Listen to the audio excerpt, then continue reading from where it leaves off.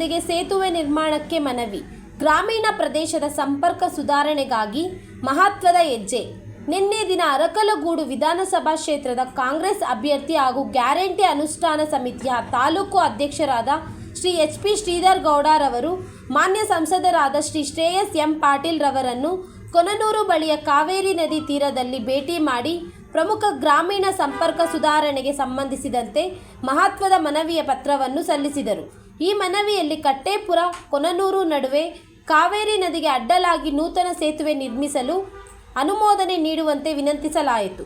ಈ ಸೇತುವೆಯ ನಿರ್ಮಾಣದಿಂದ ಮುಂಚಿನ 15 ಕಿಲೋಮೀಟರ್ ದೂರದ ಪ್ರಯಾಣ ಈಗ ಕೇವಲ 1 ಕಿಲೋಮೀಟರ್ ಇಳಿಯಲಿದ್ದು, ಇದು ಮಾದಾಪುರ, ಗೊಬ್ಬಾಳಿ, ನವಿಲೆ, ಯಲದಹಳ್ಳಿ, ಬಂಡಿಪಾಳ್ಯ ಹಾಗೂ ಸುತ್ತಮುತ್ತಲಿನ ಮೈಸೂರು ಜಿಲ್ಲೆಯ ಹಲವಾರು ಗ್ರಾಮಗಳ ಅಭಿವೃದ್ಧಿಗೆ ಬಹುಪಾಲು ಸಹಕಾರಿಯಾಗಲಿದೆ.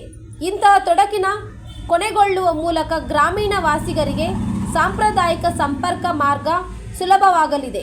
ಸ್ಥಳೀಯರ ಆತ್ಮವಿಶ್ವಾಸ ಹೆಚ್ಚುವುದು ಹಾಗೂ ವ್ಯಾಪಾರ, ಶಿಕ್ಷಣ, ಆರೋಗ್ಯ ಕ್ಷೇತ್ರಗಳಲ್ಲಿ ಪ್ರಯೋಜನ ದೊರೆಯಲಿದೆ.